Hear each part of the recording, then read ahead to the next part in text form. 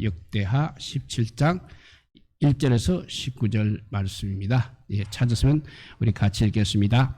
아사의 아들 여호사밧이 대신하여 왕이 되어 스스로 강하게 하여 이스라엘을 방어하되 유다 모든 견고한 성읍에 군대를 주둔시키고 또 유다 땅 그의 아버지 아사가 정복한 에브라임 성읍들의 영문을 두었더라. 여호와께서 여호사밧과 함께 하셨으니 이는 그가 그의 조상 다윗의 처음 길로 행하여 바알들에게 구하지 아니하고 오직 그의 아버지의 하나님께 구하며 그의 계명을 행하고 이스라엘의 행위를 따르지 아니하였음이라.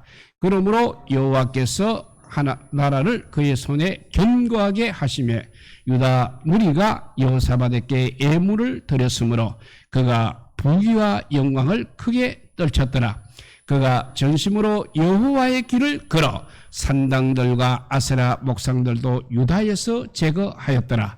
그가 왕위에 있은 지 3년에 그의 방백들 벤하일과 오바다와 스가랴와 느다넬과 미가야를 베내어 유다 여러 성읍에 가서 가르치게 하고 또 그들과 함께 레위 사람 스마야와 느다냐와 스바다와 아사헬과 스미라목과 여호나단과 아도니아와 도비야와 도바도니아 등 레위 사람들을 보내고 또 저희와 함께 제사장 엘리사바와 여호람을 보내었더니 그들이 여호와의 율법책을 가지고 유다에서 가르치되 그 모든 유다 성읍들로 두루 다니며 백성들을 가르쳤더라. 여호와께서 유다 사방의 모든 나라에 두려움을 주사 여호사밧과 싸우지 못하게 하시며 브레셋 사람들 중에는 여호사밧에게 예물을 드리며 은으로 종을 바치고 아라비아 사람들도 짐승떼 곧 수양 7,700마리와 수염소 7,700마리를 드렸더라. 여호사밧이 점점 강대하여 유다의 견고한 요새와 국고성을 건축하고 유다 여러 성에 공사를 많이 하고 또 예루살렘에 크게 용맹스러운 군사를 두었으니 군사의 수요가 그들의 족속대로 이러하니라. 유다에 속한 천부장 중에는 아도나가 으뜸이 되어 큰 용사 30만 명을 거느렸고 그 다음은 지휘관 여호하난이니 28만 명을 거느렸고 그 다음은 시그리의 아들 아마시아니 그는 자기를 여호와께 즐거이 드린 자라. 큰 용사 20만 명을 거느렸고 베냐민에 속한 자 중에 큰 용사 엘리아다는 활과 방패를 잡은 자 20만 명을 거느렸고 그 다음은 여호사밧이라 싸움을 준비한 자 18만 명을 거느렸으니 이는 다 왕을 모시는 자요 이외에 또 온 유다 견고한 성읍들에 왕이 군사를 두었더라. 아멘. 예. 여호사밧에 대한 첫째 말씀입니다. 아사의 아들 남유다 제4대 왕 여호사밧이 이제 왕이 되었습니다. 그러니까 1절에 보니까 스스로 강하게 하여 유다 모든 견고한 성읍에 군대를 주둔시키고 유다 땅의 성읍들의 영문을 두어 경고케 하였다. 이렇게 말씀하고 있습니다. 그랬더니 유다를 경고케 하려는 그의 정책은 네 가지 점에서 신뢰를 거두었다고 하였습니다. 첫째 신뢰는 5절에 보면 여호와께서 나라를 그의 손에서 견고하게 하셨다고 하였습니다. 그리고 두 번째 10절에 가서도 여호와께서 유다 사방의 모든 나라의 두려움을 주사 여호사밧과 싸우지 못하게 하셨다고 하였습니다. 그러니까 하나님께서 열국을 하여금 주변의 나라들로 하여금 아예 여호사밧과는 싸우지도 못하게 하셨다는 말씀이 되겠습니다. 세 번째 12절에 가보면 여호사밧이 점점 강대해졌다고 하였습니다. 견고해진 그 상태만 머물러 있었던 것이 아니라는 것입니다. 날이 갈수록 여호사밧은 점점 더 강대해지기만 했다는 것입니다.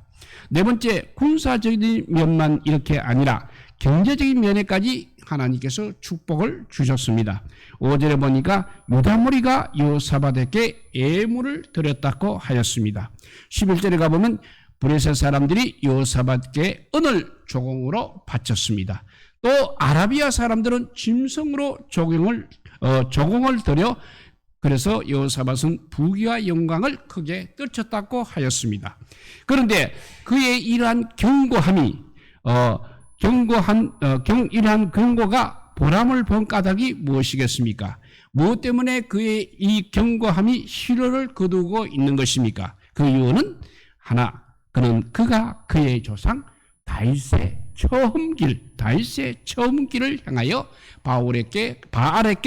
바알들에게 구하지 아니하고 오직 4절에 보면 오직 그의 아버지의 하나님께 구하며 그의 계명을 행하고 이스라엘의 행위를 따르지 아니하였습니다. 5절에 가서 그러므로 여호와께서 나라를 그의 손에서 견고하게 하심에라고 하였습니다. 그 이유가 이렇게 3절에서 5절에 기록이 되어 있습니다.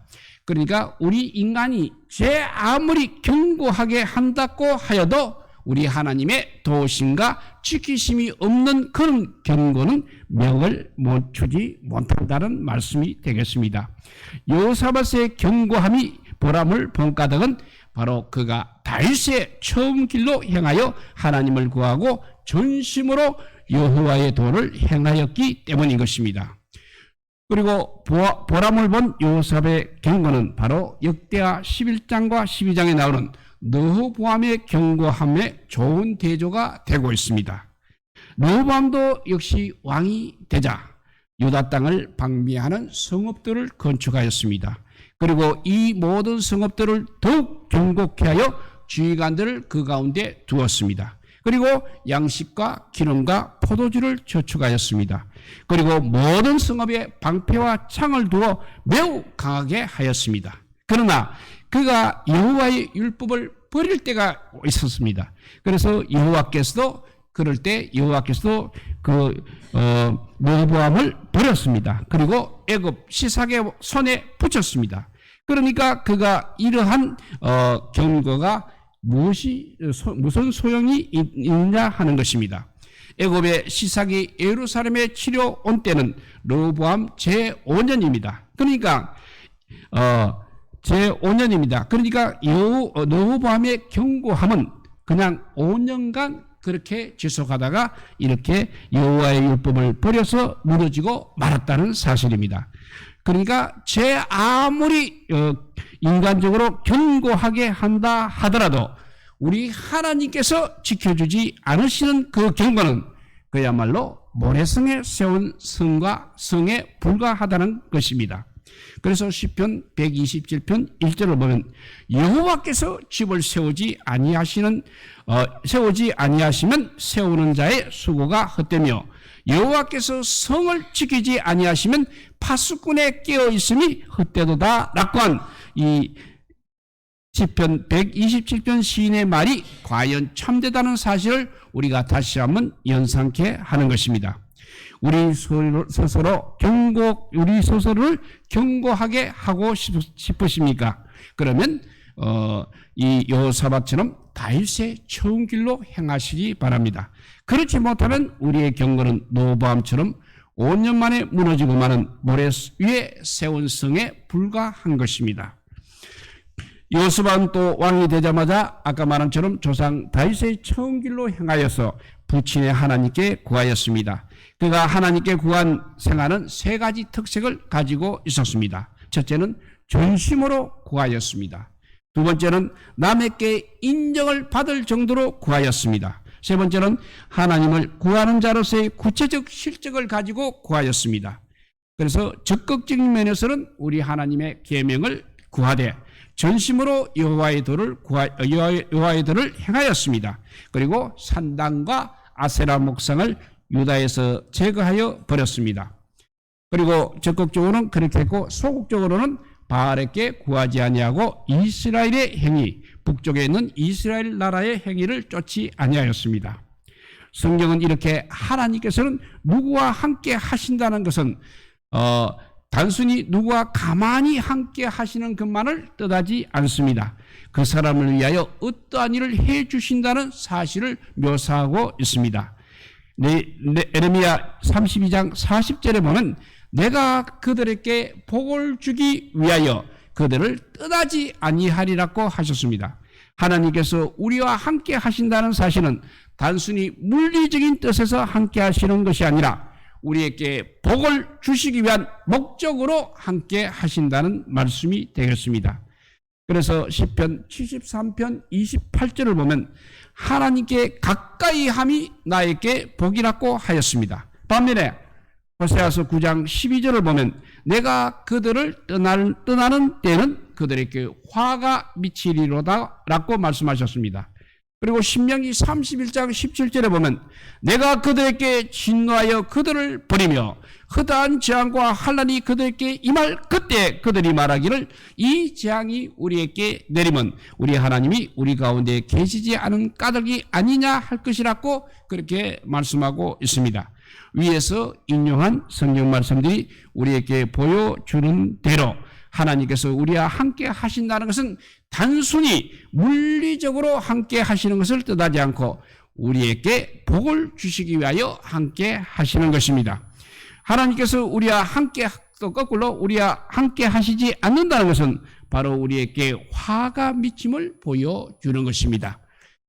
어떠한 사람의 마음속에 신앙이 꽉 차게 되면 그 꽉 찬 신앙은 그 사람 마음대로 그 사람 마음속에 그대로 그냥 머물러 있는 것이 아니라 밖으로 나와서 다른 사람들에게 좋은 영향과 감화를 끼치는 것입니다. 그래서 9절에 보면 그들이 여호와의 율법의 책을 가지고 유다에서 가르치되 그 모든 융화 성읍들로 돌아다니며 백성을 가르쳤더라 했습니다. 이 말씀은 여호사밧의 마음에 가득 차 있는 믿음이 이제 밖으로 나와서 이스라엘 백성들 전체에 영향을 미친 사실을 보여주고 있는 것입니다. 말하자면 그 여호사밧의 신앙의 진전이라 할 수 있겠습니다. 여호사밧이 즉위한 지 3년째 되는 해에는 방백과 레위 사람과 제사장들을 여러 성읍에 보내어 여호와의 율법책을 백성에게 가르치게 하였습니다. 우리도 먼저 나 자신의 신앙을 바로 세우고 그 후에는 우리 속에 가득 찬 참된 신앙이 이제 밖으로 흘러나와서 사람들에게 감화와 영향을 미치는 신앙의 진전이 우리 모두에게 있기를 바랍니다. 어느 나라도 국방 문제는 매우 중요합니다. 나라가 망하게 되면 지구상에서 아주 없어지고 말기 때문인 것입니다. 국방 문제에 대한 1차적인 책임은 그 나라의 정부에 있습니다. 그렇지만 성경은 우리의 구원에 대해서만 말씀하시는 것이 아니라 이 국방 문제에 대해서도 우리에게 말씀하고 있습니다. 더욱이 최선의 국방책이 무엇인가를 우리에게 또한 제시하고 있습니다. 성경이 말하는 최선의 국방책은 우리 백성들이 하나님 앞에 바로 설 때 하나님께서 그 나라의 국방 문제를 책임져 주신다는 것입니다. 우리가 백성들이 하나님 앞에 바로 설 때 하나님께서는 어떠한 방법으로 그러면 국방 문제를 해결해 책임져 주시는 것입니까? 백성들이 바로 하나님 앞에 바로 설 때 그 나라의 국방 문제를 책임주시는 첫 번째 방법이 바로 10절의 방법입니다.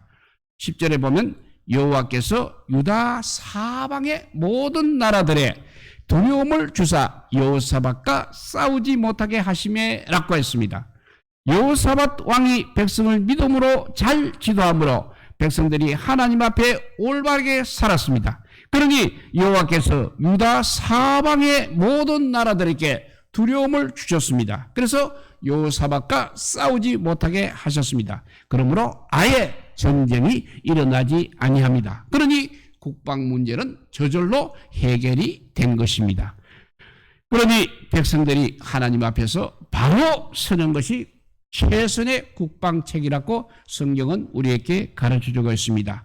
이러한 사실은 출애굽기에도 나오고 있습니다. 출애굽기 34장 23절에 보면 하나님께서 이스라엘 백성들에게 무교절, 칠칠절, 수장절을 지키라고 하시면서 너희의 모든 남자는 매년 3번씩 주 여호와 이스라엘의 하나님 앞에 보일지라 라고 하셨습니다. 이 말씀은 국방 문제로 볼 때는 간단한 문제가 아닙니다. 이스라엘 모든 국경에서 국방 문제를 책임지고 있던 이스라엘의 모든 남자가 매년 3번씩 하나님 앞에 보이려고 예루살렘으로 오게 된다면 이스라엘의 모든 국경은 그야말로 무방비 상태가 되지 않겠습니까? 그렇다면 적국이 이스라엘을 침범할 수 있는 그야말로 절호의 기회가 되는 것입니다. 그러나 성경은 거기에 대해서 무엇이라고 말씀하고 있습니까? 출애굽기 34장 24절에 보면 너가 매년 3번씩 하나님 여호와 네 하나님을 배우려고 올 때 아무도 너의 땅을 탐내지 못하리라고 하셨습니다. 오늘 본문 10절과 똑같은 말씀을 하고 있는 것입니다. 이스라엘의 모든 남자가 매년 3번씩 무교절, 칠칠절, 수장절을 지키기 위하여 국경을 비우고 예루살렘에 온다는 것은 바로 하나님 앞에서 바르게 사는 생활이 아니겠습니까? 이렇게 하나님의 말씀을 순종한다는 것은 바로 하나님 앞에서 바로 살기 위하여 이스라엘의 모든 남자가 국경을 무방비 상태로 방치하고 예루살렘에 온다고 할지라도 아무 사람도 그 땅을 탐내어 엿보지 못하도록 하나님께서 국방 문제를 책임져 주시겠다고 하신 말씀입니다. 그러니 우리 백성들은 하나님 앞에서 올바르게 사는 것이야말로 최선의 국방책이라는 것을 우리에게 말씀하고 있는 것입니다. 또 레위기 26장 3절에 보면 너희가 나의 규례와 계명을 준행하며 했고 레위기 26장 6절에 가서 내가 그 땅에 평화를 줄 것인즉 너희가 누울 때 너희를 두렵게 할 자가 없을 것이며 칼이 너희의 땅에 두루 행하지 아니할 것이며 라고 했습니다. 이렇게 이스라엘 백성들이 하나님의 규례, 하나님의 계명을 준행하고 있다는 것은 바로 하나님 앞에서 바르게 사는 생활이라는 것입니다. 그들이 이렇게 하나님 앞에 바르게 살 때 하나님께서 그들에게 평화를 주심으로 그들을 두렵게 할 자가 없고 칼이 그 땅에 두루 행하지 않게 하시겠다는 말씀은 바로 전쟁이 일어나지 않게 하시겠다는 말씀인 것입니다. 이 말씀도 아예 전쟁이 일어나지 않게 하시는 그 방법으로 이스라엘의 국방 문제를 하나님께서 책임져 주시겠다는 말씀인 것입니다. 이 말씀도 오늘 본문 10절 말씀과 아까 읽은 출애굽기 34장 24절과 똑같은 말씀인 것입니다. 하나님의 백성들이 하나님 앞에 바르게 사는 것이 바로 최선의 국방 정책이라고 우리에게 말씀해 주고 있습니다. 그리고 그 다음에 가서 대하 17장에서 우리는 마태복음 6장 33절 너희는 먼저 그의 나라와 그의 의를 구하라 그리하면 이 모든 것을 너희에게 더하시리란 말씀이 역사적으로 실현된 사실을 우리가 오늘 본문의 17장에서 볼 수 있는 것입니다. 여호사밧이 왕이 되자 첫째 그 조상 다윗의 처음 길로 행하고 두 번째 오직 그 부친의 하나님께 구하며 세 번째 하나님의 계명을 행하되 네 번째 전심으로 여호와의 도를 행하였다고 했습니다. 즉 그 말씀은 바로 마태복음 6장 33절의 말씀대로 그의 나라와 그의 의를 먼저 구하였다는 것입니다.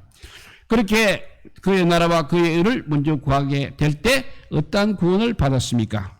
5절에 보면 유다 무리가 여호사밧께 예물을 드렸으므로 그가 부귀와 영화를 크게 떨쳤더라 했고 11절에 가서는 브레셋 사람들 중에서는 여호사밧에게 예물을 드리며 은으로 조공을 바쳤고 아라비아 사람들도 짐승 떼 곧 수양 7,700마리와 수점서 7,700마리를 드렸더라 했고 그 뒤에 역대하 18장 1절에도 여호사밧이 부귀와 영광을 크게 떨쳤고 이런 축복을 받았다는 것입니다. 즉 너희는 먼저 그의 나라와 그의 의를 구하라. 그리하면 이 모든 것을 너희에게 더하시라는 말씀이 여기 오늘 역대하 17장에서도 그대로 이루어졌다는 것을 볼 수 있는 것입니다.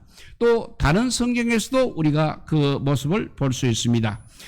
다윗이 사무엘하 7장 2절에서 피조물인 자기는 백향목공에 거하나 창조주 하나님에게는 500년 동안 낡아빠진 휘장 가운데 모시는 것이 너무 마음이 아파서 이렇게 말합니다. 볼지어다 나는 백향목 궁에 살거든 여호와의 길은 휘장 가운데 있도다. 이렇게 말씀하면서 선지자 나단에게 하나님의 계를 위하여 성전을 지어드릴 뜻을 밝혔습니다. 즉 그러니까 다윗은 하나님 나라를 먼저 구했다는 것입니다.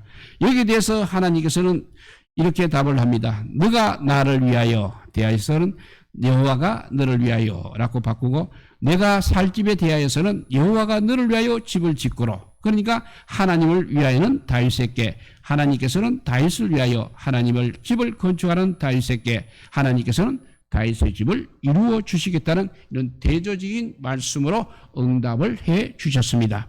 뿐만 아니라 사무엘하 7장 12절에서 16절을 읽어보면 너의 수완이 차서 너의 조상들과 함께 누울 때 내가 너의 몸에서 날 너의 씨를 너의 뒤에 세워 그의 나라를 견고하게 하리라. 나는 그의 나라의 왕위를 영원히 견고하게 하리라.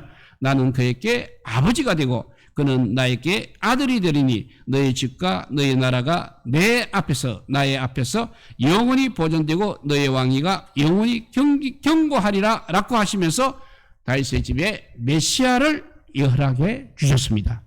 이 약속에 다윗은 너무나 감격하여서 사무엘하 7장 18절 19절을 보면 다윗 왕이 여호와 앞에 들어가 앉아서 이르되 주 여호와여 내가 누구오며 나의 집은 무엇이기에 나를 여기까지 이르게 하셨나이까. 주 여호와여 주께서 이것을 오히려 적게 여기시고 또 종의 집에 있을 먼 장래 일까지 말씀하셨나이다 라고 하면서 하나님께 감사를 올렸습니다. 그리고 계속해서 감사의 기도는 사무엘하 7장 28절과 29절에서 감사 기도를 드렸습니다. 읽어보면 주께서 이 좋은 것을 주의 종에게 말씀하셨사오니 이제 청하건대 종의 집에 복을 주사 주 앞에 영원히 있게 하옵소서.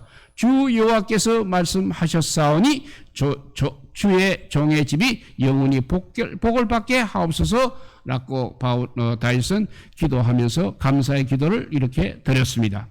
그리고 열왕기상 3장 11절도 보면 자기를 위하여 장수하기를 구하지 아니하며 부도 구하지 아니하며 자기 원수의 생명을 멸하기도 구하지 아니하고 오직 송사를 듣고 분별하는 지혜를 구한 솔로몬에게, 즉 하나님 나라를 먼저 구한 이 솔로몬 왕에게 13절에 보면 내가 또 네가 구하지 아니한 영광과 부귀도 너에게 주느니 너의 평생에 왕들 중에 너와 같은 자가 없을 것이라 꼭 하셨습니다. 그리고 열왕기상 10장 23절에서 27절을 보면 계속 축복을 더하시는데 솔로몬의 축복을 살펴보면 솔로몬 왕의 재산과 지혜가 세상의 그 어느 왕보다 큰지라 온 세상 사람들이 다 하나님께서 솔로몬의 마음에 주신 지혜를 들으며 그의 얼굴을 보기 위하여 그들이 각기 예물을 가지고 왔으니 곧 은그릇과 금그릇과 의복과 갑옷과 향품과 말과 노새라. 이런 축복을 또 솔로몬에게 더하셨습니다.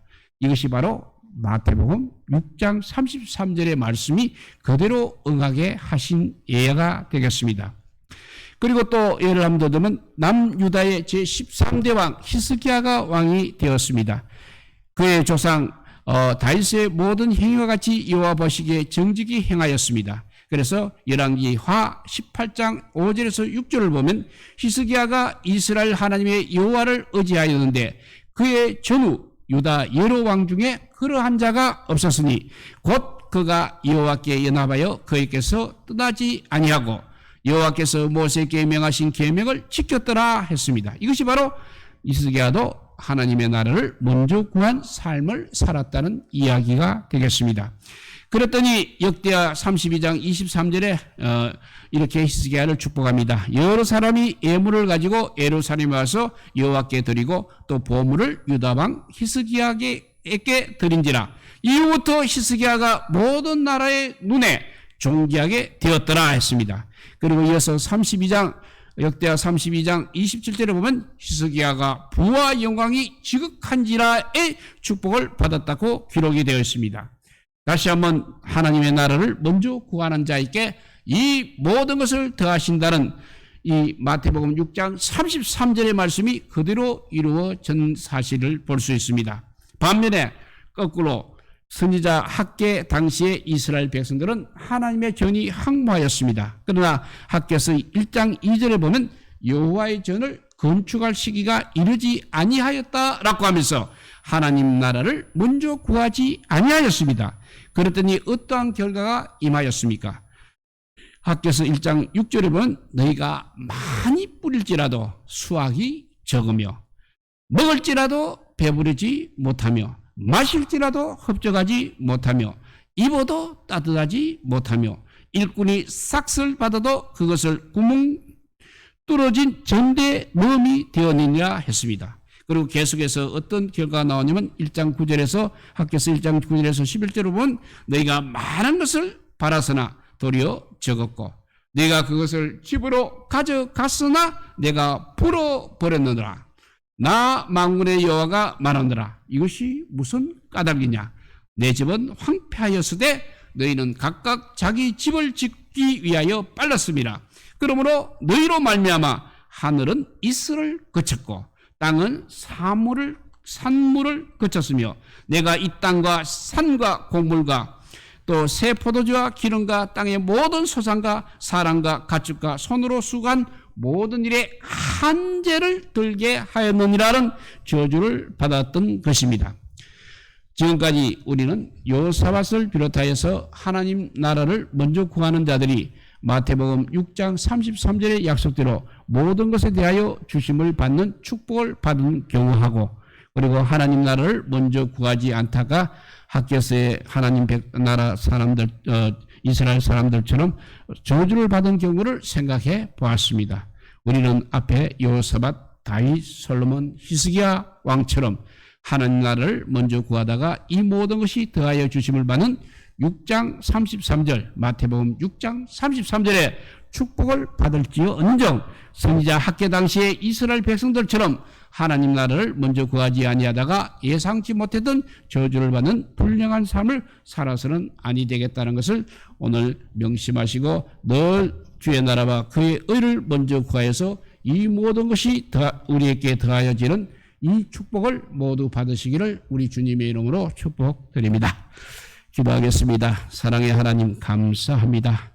여호사밧 왕이 아버지여 저기 하자 말자 다윗의 아버지여 말씀대로 다윗의 처음 길대로 걸어가니까 즉 하나님의 말씀에 충중하니까 또 그 말씀을 많은 백성들에게 가르치고 또 그들을 하나님의 나라로 인도하니까 아버지여 전쟁이 그쳐지는 역사가 일어났습니다. 마치 아버지여 명절 절기를 맞이해서 예루살렘까지 올라가서 국정이 아버지여 방비하는 국방을 하지 않더라도 하나님께서 이스라엘을 두렵게 하여서 그들이 쳐들어오지 못하였던 것처럼 그렇게 주님께서 우리가 주의 말씀대로 순종하게 되면 전쟁도 그치게 되고 다른 나라들의 침범도 없어진다는 하나님께서 지켜주신다는 이 사실을 우리가 깨닫게 하여 주시고 또 아버지 뒤에 주의 나라와 그의 의를 먼저 구하여서 하나님께서 주시는 이 모든 것이 더하여지는 축복을 우리가 받아 누리는 우리 모두가 되게 하여 주시기를 간절히 빌고 원하오며 우리 구주 예수 그리스도 이름으로 기도드리옵나이다. 아멘.